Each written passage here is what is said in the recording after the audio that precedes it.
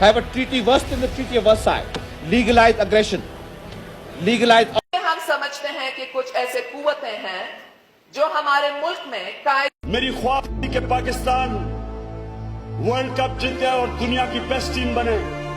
फिर अस्पताल का सोचा।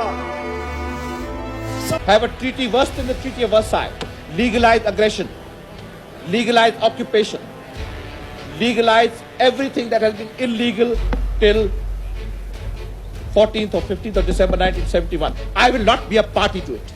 My country hearkens for me. Why should I waste my time here in the Security Council?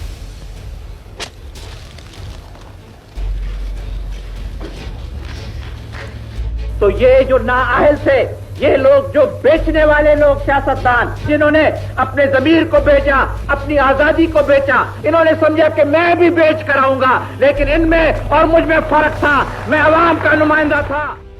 मेरे साथियों, याद रखो कि हम आपके साथ हैं, आपके साथ रहेंगे, आपके मुतालबों पर चलेंगे, आपके उमंग पर चलेंगे, आपकी मर्जी पर चलेंगे, आपके असूलों की खिलाफ वर्जी नहीं करेंगे और इंशाअल्लाह ताला पाकिस्तान को एक अजीम और बुलंद मुमलिकत बना का सोचा। सबने कहा नहीं बन सकता। जब से मैंने सोचा 9 साल लगे अस्पताल बनाने में, और फिर यूनिवर्सिटी का सोचा। मियांवाली में पहली दफा प्राइवेट सेक्टर ने देहात में यूनिवर्सिटी बनाई, वो सोचा। जब पॉलिटिकल पार्टी बनाई, सबने मजाक उड़ाया।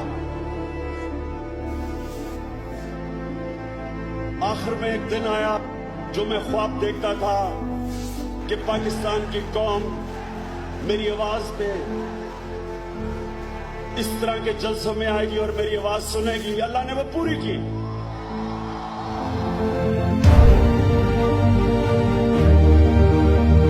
फलाई रियासत बनाई।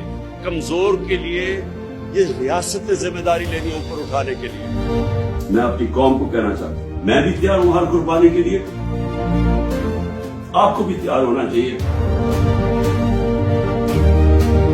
अगर आप इस मुल्क के मुस्तकबिल को रोशन देखना चाहते हैं, गुलामों की कोई जिंदगी नहीं है।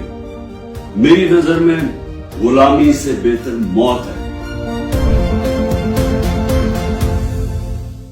कायदे आजम के वफाकी और पार्लियामेंट्री निजाम नहीं देखने चाहते हैं और हमारे मुल्क के अंदर वो प्रेसिडेंशियल निजाम मुसल्लत करने चाहते हैं और हमारे मुल्क के अंदर कहने चाहते हैं कि 1985 से 5 असेंबलियां आई हैं। हमने जुनेजो को आजमाया और हमने बेनजीर को आजमाया।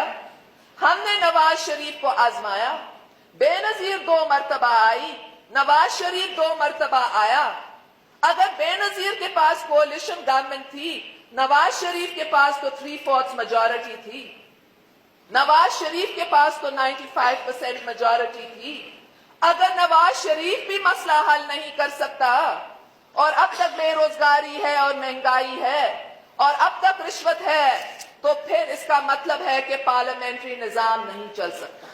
हम समझते हैं कि पार्लियामेंट्री निजाम को खतरा है और हम समझते हैं कि हमें प्रवोक नहीं होना चाहिए और इस गोल्डन जुबली साल में हमें पार्लियामेंट्री निजाम को मजबूत करने के लिए काम करना चाहिए। और जब हम पार्लियामेंट्री निजाम की बात करते हैं तो हमारा यह मतलब है कि लीडर ऑफ द हाउस को चीफ एग्जीक्यूटिव होना चाहिए और लीडर ऑफ द हाउस या प्राइम मिनिस्टर को एक्स्ट्रा पार्लियामेंट्री फोर्सेस को ब्लैकमेल नहीं करना चाहिए, दबाव नहीं डालना चाहिए, प्रेशर में नहीं डालना चाहिए।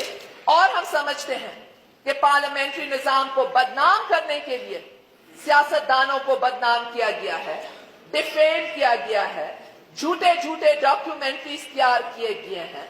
कहा जाता है कि घोड़े दूध पीते हैं। कभी और किसी ने सुना कोई घोड़ा? आपको मैं चैलेंज देती हूं कि इस कौमी असेंबली में पेश करो वो घोड़ा जो दूध पी। सुनो, इतनी बड़ी कामयाबी के बाद भी जो लोग सुन नहीं सकते हैं, क्या वो आइंदा क्या करेंगे अल्लाह बेहतर जानता है। आपको मैं आज चैलेंज देती हूं मिस्टर स्पीकर, क्यों डरते हैं इस चैलेंज से? कहते हैं कि हम 177 वोट्स लेकर के आए हैं, 3/4 मेजॉरिटी लेकर के आए हैं, कायदे आजम मोहम्मद अली जिन्ना